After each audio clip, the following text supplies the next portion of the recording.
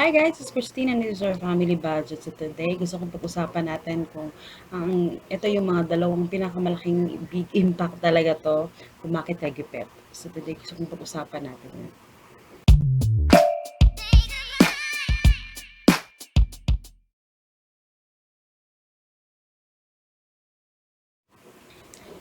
So by the way pala guys, pasensya na sa aking background kasi gumagawa ako ng mga ano ngayon, yung lugar ko kung saan ako mag-vlog kasi gusto ko mag-vlog sa gabi kasi doon ako as in, mas may time ako sa gabi pag mag-vlog kasi pag umaga like today inaantay ko matapos yung ingay. So I'm so thankful na pwede na ako mag-vlog sa gabi.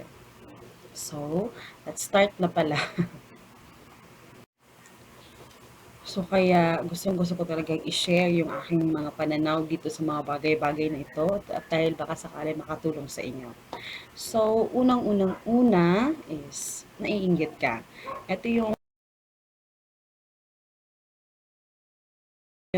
hindi natin maiiwasan. Ang guilty ako sa mga bagay na ito.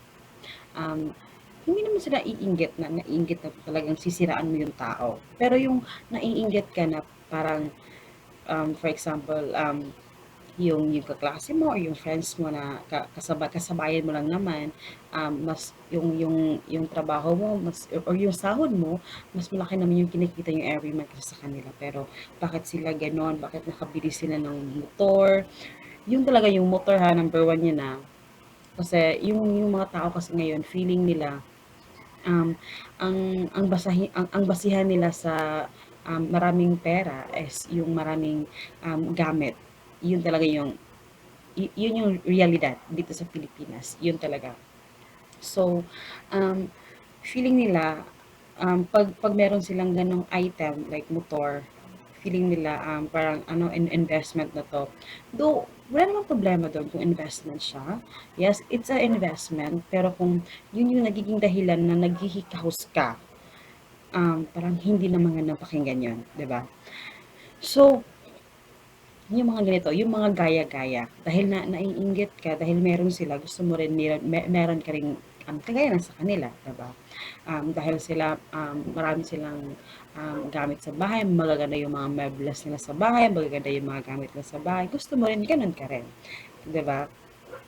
Which is, okay lang naman, yung inggit na parang nai-inspire ka na para, alam mo yun, magpursige ka para magkaroon ka rin ng yung sariling gusto mo, 'di ba? Wala namang problema doon. Pero yung naiinggit ka na parang mangungutang ka lang, mangungutang ka lang para lang meron kang ibang gusto sa iyong kainggit-inggit. So, sa yung inggit sa katawan, hindi na magandang habit 'yon. So, yun yung nagiging dahilan at hindi mo nalalaman na alam mo yun, every ano siguro nature natin sa mga tao na parang may times na parang naiinggit tayo, 'di ba? Pero depende na sa atin yun kung paano natin dalhin or paano natin i-handle yung ating mga inggit sa katawan, 'di ba? At meron mga inggit kasi na masama at meron din namang inggit na okay lang din naman, 'di ba? So ayun, yun yung pinakauna, guys.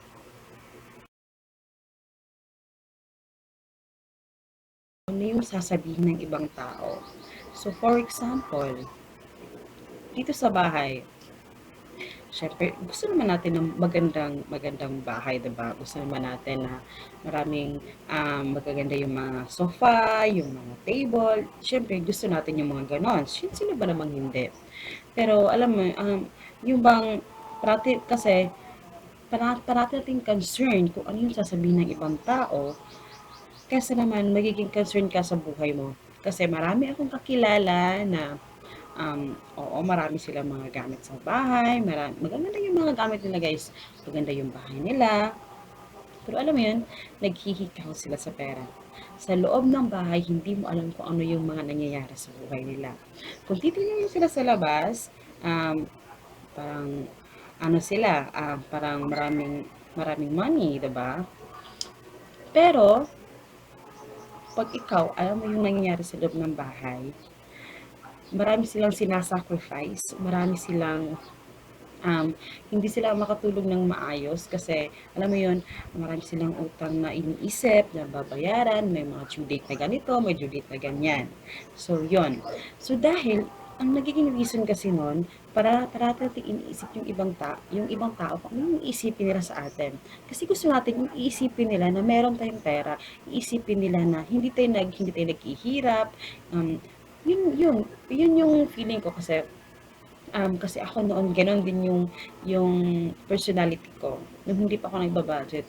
Na-change lang naman yung mindset ko nung nag-ano si Dave Ramsey talaga nung ano ko na siya sa ano, nung finalo ko na siya. Doon na doon na na-change yung mindset ko. Ngayon is yung focus ko is hindi ko na inisip yung sasabihin ng ibang tao. Sasabihin nila na wala kaming pera or what. We don't care. Ang iniisip ko ngayon is, dati kong iniisip kung paano ko palalaguin yung pera namin, paano ko i-invest yung pera namin. Kasi dito sa channel ko naman guys, hindi ko naman um, tinuturo sa inyo kung paano maging milyonaryo. Tinuturo ko dito kung paano mag-budget, kung paano mamuhay ng simple na hindi ano mo yun, stress na stress sa utang. Alam mo yun, pwede ka namang mamuhay ng walang stress. Well, may mga stress na konti, pero hindi yung stress talaga na yung parati kami iniisip na may babayaran ka tomorrow, mamaya, sa susunod na araw, sa susunod na buwan, sa susunod na week. Alam mo yun, marami kang babayaran. So, napaka-stress ng ganyong buhay. So, yun yung tinaturo ko sa channel ko. So, kaya ganon.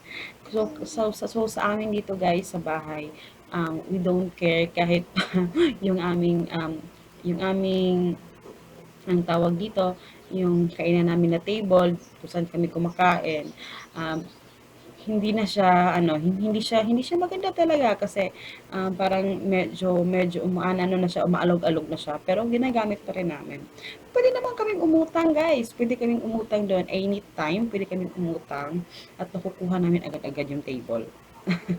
Pero hindi namin gagawin yon dahil oo nga, maganda yung kinakainan namin.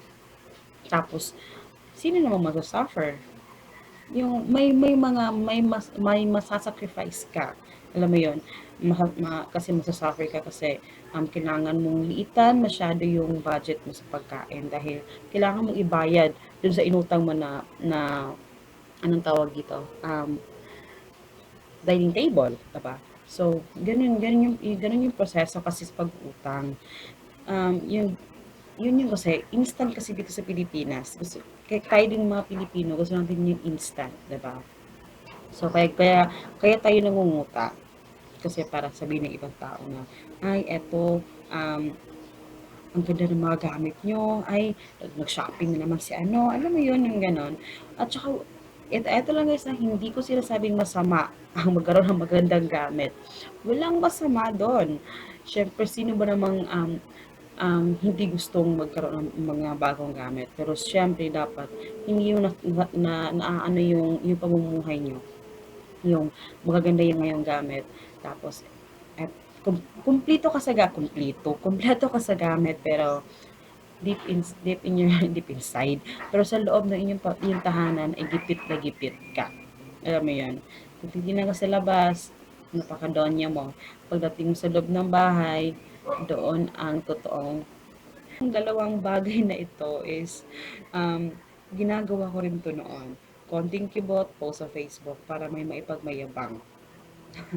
Kasi pag gusto natin, ganun kasi gusto natin iniisip ng ibang tao na parang, parating bago yung mga gamit nila, parating maganda yung mga gamit niya, uy, nabakasyon siya, marami pong pera, ganun. Kasi concern natin yung iisipin ng ibang tao na, uy, parang marami datong si ano kasi parati nakabakasyon, parati nakaano, ganon. Pero kahit naman sa loob ng tahanan talaga is gipit na gipit ka. So, yun. So, yun lang guys. Sana ay nakapulot kayo doon. Baka sakaling ganun din kayo. So, please stop na sa mga ganong habit. Kasi ikaw lang yung nahihirapan talaga. Ikaw lang talaga yung nahihirapan. So, yun. So, I hope you guys enjoy and sa next vlog ko gusto kong sumagot ng mga tanong kasi marami na talagang mga tanong na hindi ko nasasagot. So, sobrang busy. So, pasensya na talaga guys. Thank you so much sa mga nag-message, sa mga nagko-comment sa aking sa ating comment box dito sa YouTube. So, yun. So don't forget to subscribe and please follow me sa aking Facebook at saka sa aking Instagram, Our Family Budget. So yun. So see you in the next video guys. Bye-bye.